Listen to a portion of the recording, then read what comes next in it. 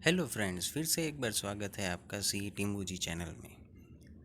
क्या आपको पता है कि आप सेविंग अकाउंट में भी फिक्स डिपॉजिट जितना इंटरेस्ट रेट कमा सकते हैं?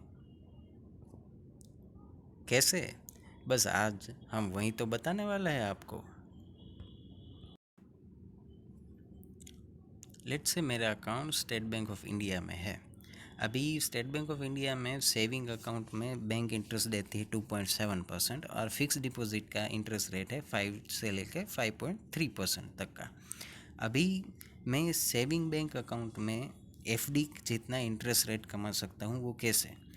एक हर बैंक एक फैसिलिटी देती है, ऑटो स्विप फैसिलिटी। ये ऑटो स्विप फैसिलिटी एक कॉम्बिनेशन होता है, combination of saving account plus FD account.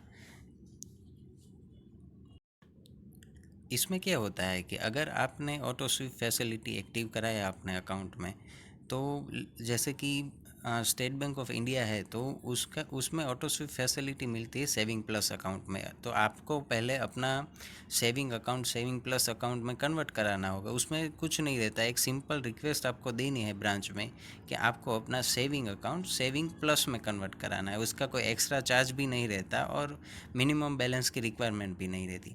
आपका एक बार saving account saving plus account में कन्वर्ट हो जाता है तो फिर उसमें ऑटो स्विप फैसिलिटी ऑटोमेटिक ही एक्टिव हो जाती है।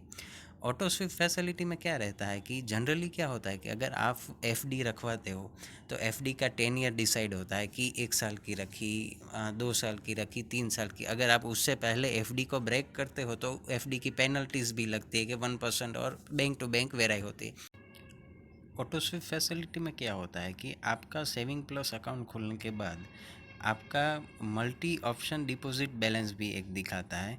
जो आपके खाते में टोटल, लेट्स से कि मेरे खाते में टोटल 35,000 पड़ा है बैलेंस, तो वो एसबीआई में लिमिट है कि 25,000 के अप का जो भी बैलेंस होगा वो एमओडी में कन्वर्ट हो जाएगा ऑटो स्विप फैसिलिटी। तो ऑटो स्विप फैसिलिटी ऑटोमेटिकली 25,000 के अप का जो भी बैलेंस होगा, मतलब मेरे केस में 10,000 रुपीज़, तो वो 10,000 रुपीज़ एमओडी बैलेंस में कन्वर्ट कर देगा। और उस एमओडी बैलेंस पे बैंक आपको का फिक्स डिपॉजिट का जो भी रेट होगा बैंक टू बैंक में, मतलब एसबीआई में 5% है तो फिक्स डिपॉजिट तक का रेट 5% आपको बैंक देगी। तो इसमें क्या होगा कि आपको जब भी फिर पैसे की ज़रूरत होगी तो मेरे खाते में 35,000 था, 10,000 रुपीज़ एमओडी बैलेंस में कन्वर्ट हो गया, नॉर्मल बैलेंस में 25,000 रुपीज़ बचा।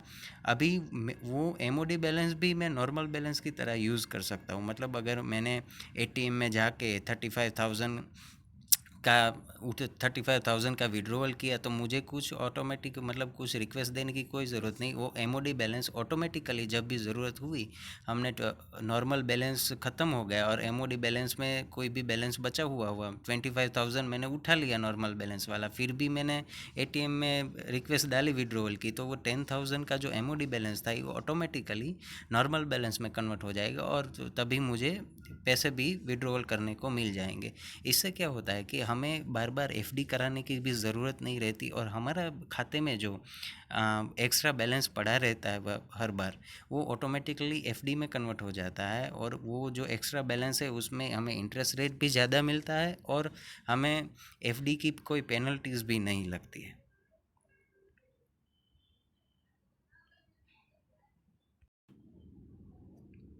जैसे कि मैंने बताया कि एमओडी बैलेंस और नॉर्मल बैलेंस दोनों एक सेपरेट खाली होते दिखाए जाते हैं, लेकिन विड्रॉवल के टाइम पे आप दोनों बैलेंस को यूज़ कर सकते हैं ऑटोमेटिकली। इसमें विड्रॉवल के लिए आपको कोई अलग से रिक्वेस्ट देने की ज़रूरत नहीं पड़ती। राह किसके देख रहे हैं आप? कल ही अपना बैंक में जाइए और उससे पता कीजिए, क्योंकि बैंक जनरली बताती नहीं है ऑटो स्विप फैसिलिटी के बारे में। कस्टमर अगर पूछे और कस्टमर स्पेसिफिकली रिक्वेस्ट दे तो बैंक एक्टिव करती है ऑटो स्विप फैसिलिटी।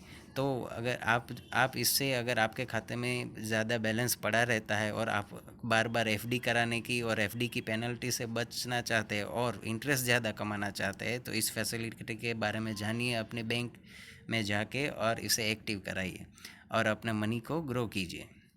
और अगर आपको ये वीडियो पसंद आया तो इसे लाइक शेयर और हमारी चैनल को सब्सक्राइब कीजिए। मिलते हैं अगले वीडियो में।